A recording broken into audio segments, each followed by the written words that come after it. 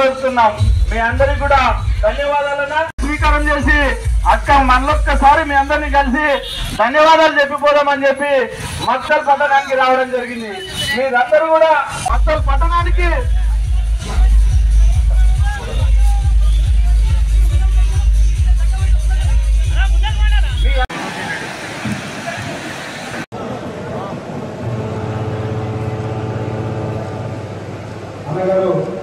ఇప్పుడు రాష్ట్ర భారతీయ జనతా పార్టీ నాయకులు ఈ పార్లమెంట్ నుంచి ఆయన ముఖ్యమంత్రిగా ఉన్నాడు, ఈ జిల్లా నుంచే ముఖ్యమంత్రిగా ఉన్నాడు.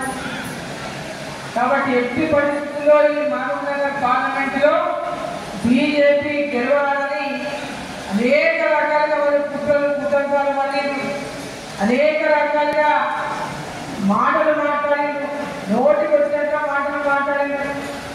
చాలా మందికి ఫోన్ల ద్వారా బెదిరింపులు చేసిండు, చాలా మందికి చెప్పి పంపిండు మీరు జాగ్రత్త, బీజేపీ పార్టీ గెలుస్తున్నారు, మీరు జాగ్రత్త ఉండేది కాంగ్రెస్ పార్టీ అంటే అనేక రకాలుగా భయభ్రాంతులకు గురి చేసిండు. కొడంగల్ నియోజకవర్గంలో కూడా ఇక్కడ కార్యకర్తల్ని పెద్ద ఎత్తున మన పార్టీలో చేరినటువంటి కార్యకర్తల్ని చేరిన వాళ్ళు కూడా పెద్ద ఎత్తున వాళ్ళు భయభ్రాంతులకు గురి చేసిన భయపెట్టిన 7 మంది ఎమ్మెల్యేలు కాంగ్రెస్ పార్టీ ఎమ్మెల్యేలు ఉన్న 7 నియోజకవర్గాల్లో భారతీయ జనతా పార్టీ నాయకులు కార్యకర్తలు పట్టుదలతో నరేంద్ర మోదీ గారు మళ్ళీ ప్రధానమంత్రి కావాలి, భారతీయ జనతా పార్టీ మహబూబ్ నగర్ పార్లమెంట్ గెలవాలి, మా అక్క అరుణమ్మ గెలవాలని కృషి చేసిన ప్రతి కార్యకర్తలు అక్క చెల్లె అన్న తమ్ముడు పెద్దలందరికీ పేరు పేరున నా యొక్క శిరస్సు నుండి బాగా చేస్తాం. బీజేపీకి వచ్చింది కాబట్టి బీజేపీ పార్టీ కార్యకర్తలు ఎవరో గట్టిగా పనిచేసిండు, వాళ్ళ మీద కక్ష సాధింపు చేస్తామంటే సహించేది లేదని చెప్పి సందర్భాన్ని నేను తెలియజేస్తా ఉన్నా.